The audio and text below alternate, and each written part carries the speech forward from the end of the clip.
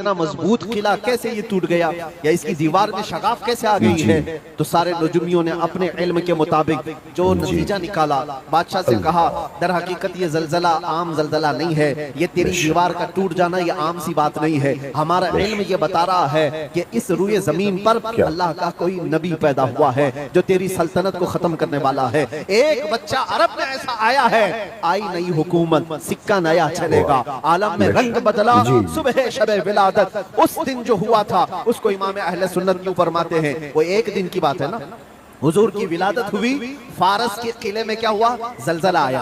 हुजूर की विलादत इधर मक्का में हुई और मुल्क फारस में जलजला आया और किले के अंदर दरार आई। अब सुनो, आला हजरत कहते हैं हश्र तक डालेंगे हम पैदाइश मौला की धूम, यानी कयामत तक हम रसूलुल्लाह की मीलाद का जिक्र धूमधाम से मनाएंगे। इसका असर क्या होगा, फारस में तो देखा था किले में जलजला आ गया था, हुजूर के पैदाइश के जिक्र से ही किला हिल गया था।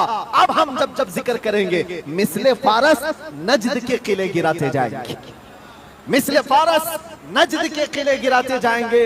आज जिन लोगों के किले गिरते हैं या हिलते हैं वो जिक्र मुस्तफा से ही गिरते हैं, लेकिन उसका हमें कुछ असर नहीं होना चाहिए। खाक हो जाएं अदू जलकर मगर हम तो रजा, दम में जब तक दम है जिक्र उनका सुनाते जाएंगे। अजीजा ने गिराम वकार, मैं बहुत छोटे से वक्त के लिए आपके पास आया हूं, लेकिन एक अजीम मैसेज देकर के कि मीलाद मुस्तफा सल्लल्लाहु अलैहि वसल्लम के मौके पर सारे सुन्नियों को ये चाहिए कि सिर्फ झंडे लगाने और कुमकुमे लगाने और बड़े बड़े नारे लगाने से ही ईद मिलाद नबी का आप एहतमाम नहीं कर रहे हो, बल्कि हर सुन्नी आशिक रसूल को चाहिए कि वो इस मौसम में नहीं बल्कि पूरी जिंदगी उसकी है, लेकिन इस मौसम में खास तौर पर अपने नबी पाक सल्लल्लाहु अलैहि वसल्लम की सीरत तो पढ़ लें, मेरे आका सल्लल्लाहु अलैहि वसल्लम की बायोग्राफी मालूम हो जाए, हुजूर पाक की जिंदगी को समझ जाएगा। तो मेरे अजीजों, ये हवाओं के झोंकों से उसका कभी कुछ बाल बेका नहीं हो सकता।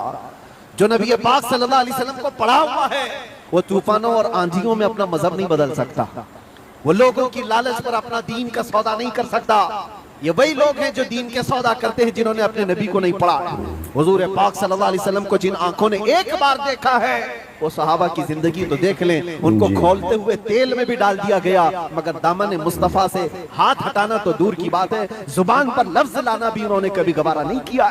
जानते हो, 3 भाई थे, ये कलयुगी में एक हिकायत लिखी हुई है, 3 सगे भाई थे, एक ईसाई बादशाह ने गिरफ्तार कर लिया, तीनों जवान थे 20 से 30 साल के बीच में, और बादशाह ने कैद करके उनको सबसे पहले क्या कहा, तुम अपना दीन बदल लो, धर्म परिवर्तन कर लो, मोहम्मद अरबी सल्लल्लाहु अलैहि वसल्लम के जो कसीदे गाते हो छोड़ दो।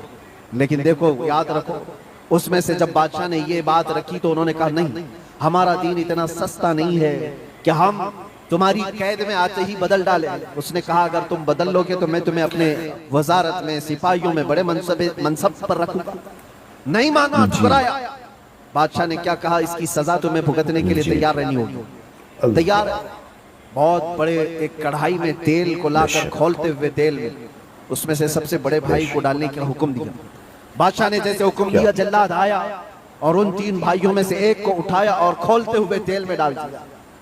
अंदाजा करो, मोमबत्ती पर अगर तुम्हारी उंगली भी लग जाए ना तो चमड़ी जल करके निकल आएगी, और पता नहीं कितने दिन तक इसकी जलन आपको होती रहे। लेकिन एक पकते हुए तेल में डाला जा रहा है, डाल दिया, जिस्म पूरा चरमरा गया।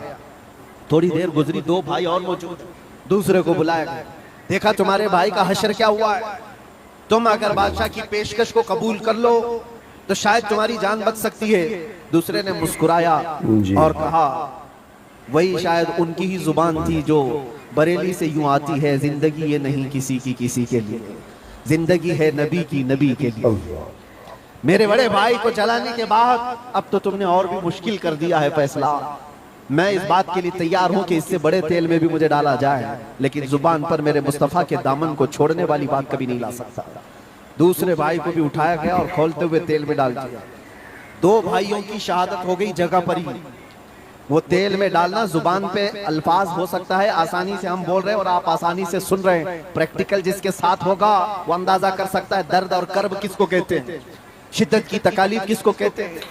मेरे अजीजों, तीसरा जो नौजवान था वो बहुत ही कम उम्र का था, 22 से 23 साल का होगा। बादशाह का जो वजीर वहां पर था उसने देख करके बादशाह से कहा, इस लड़के को मेरे हवाले कर दीजिए। میں اس کو بدل کر کے لاؤں گا، میرا چیلنج ہے۔ کیوں جان اس کی بھی لے لیں گے، میں اس کو بدل کر کے لاؤں گا۔ اتنے مضبوط لوگ کیسے ہو سکتے ہیں عرب کے کہ کھولتے ہوئے تیل میں ان کے بھائیوں کو ڈالا گیا تب بھی یہ بدل نہیں رہے۔ دو کو مرتے ہوئے، ارے یہاں ایک کو ڈنڈا پڑتے ہوئے دیکھ کر سارے بھاگ جائیں، اور یہ دو کو جلتے ہوئے دیکھ کر کے بھی ٹس سے مس نہیں ہوتے۔ کیسا عقیدہ ہے، کیسا تسلب ہے ان کا۔ بادشاہ نے کہا کس بات پر تمہیں یقین ہے کہ اس کو تم بدل لاؤ؟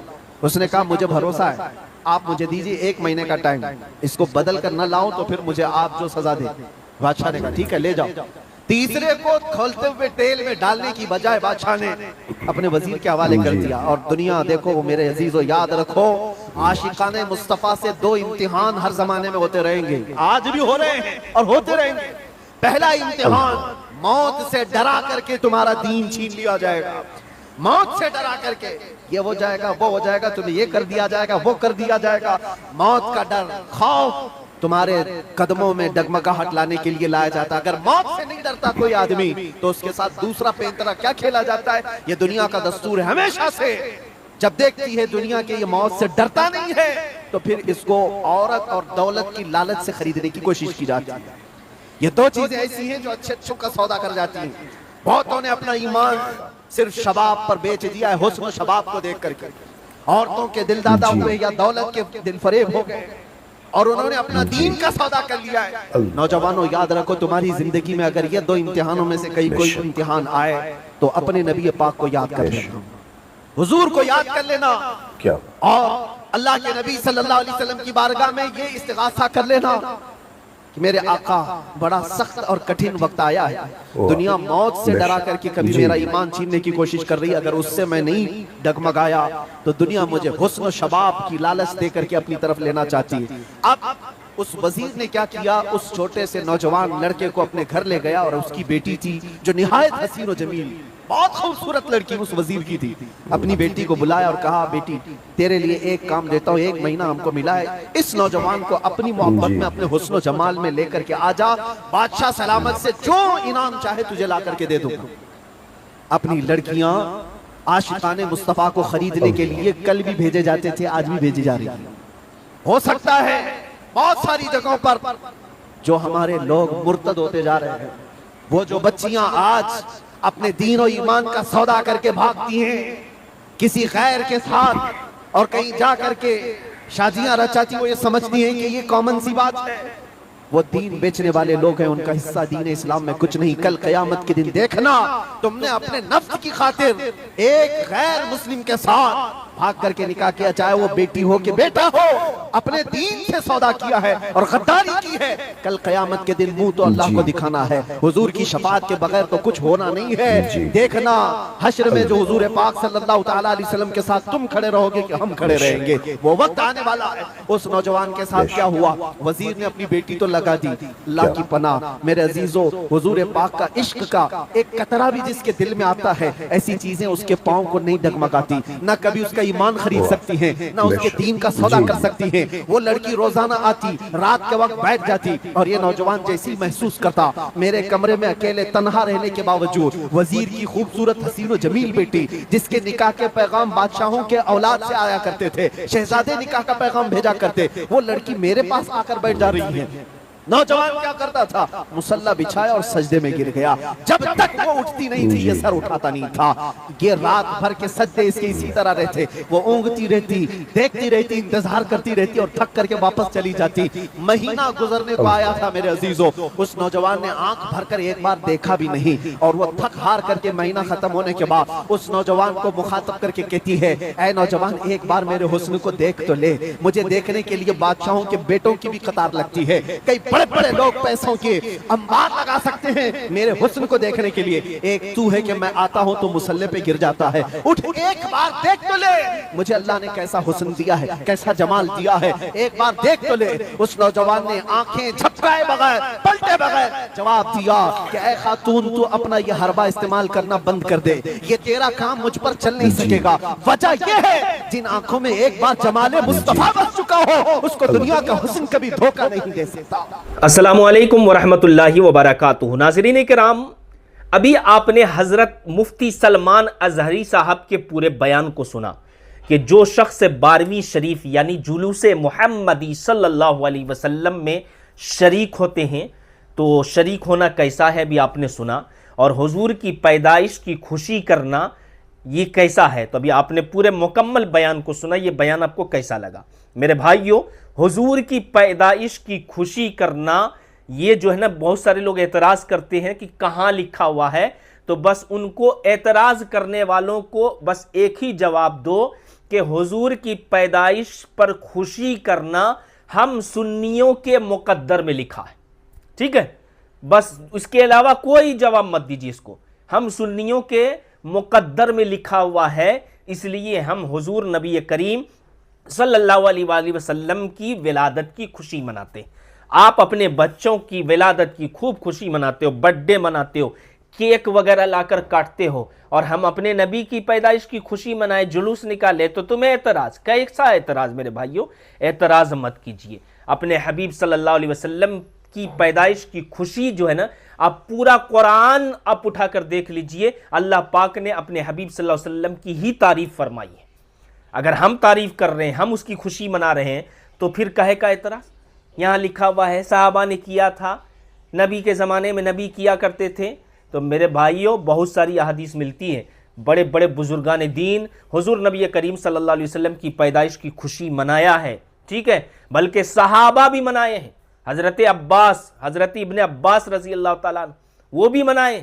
اور میں آپ کو بتا دوں، ایک حضور کی پیدائش کی خوشی ابو لہب کو پتا چلا نا، ابو لہب کو حضور کی پیدائش کی میرے گھر میں بھتیجا پیدا ہوا ہے نا، تو اس خوشی میں لونڈی کو آزاد کر دیا کہ چلو تم آج سے آزاد ہو۔ تو پتا ہے اس کو آزاد کرنے کا بدلہ اور صلہ کیا ملا؟ پیر کے دن اللہ تعالیٰ اس کے عذاب میں کمی فرما دیتا ہے، بعد باقی پورا عذاب اس کو ملتا رہتا ہے اور قیامت تک ملتا رہے گا، قیامت کے بعد بھی ملتا رہے گا، لیکن پیر کے دن اس کے عذاب میں کمی ہو جاتی ہے۔ کیوں؟